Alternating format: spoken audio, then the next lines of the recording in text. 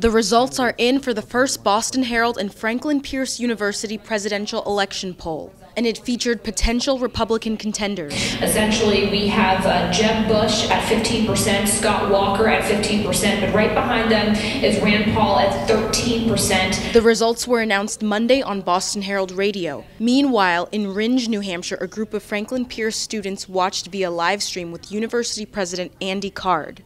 Card also served as chief of staff under President George W. Bush and called into Herald Radio to weigh in with his expertise. I guarantee that President George W. Bush, number 43, would like to come back to New Hampshire. I'm not sure that it makes sense for him to do it right away. It's early, so students say they're still learning about the candidates, but if the election were held today... Right now, I feel comfort in voting for another Bush. I probably would vote for Hillary.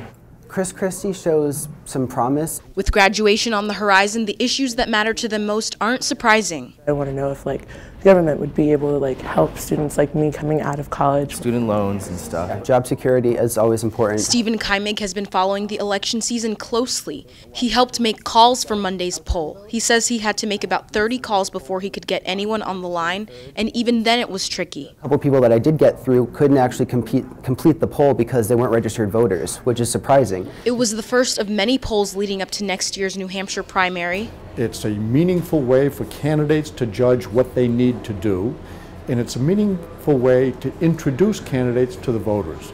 The students on the college campus, they are all about the future, so this is a real test. For the Boston Herald, Priska Point du Jour.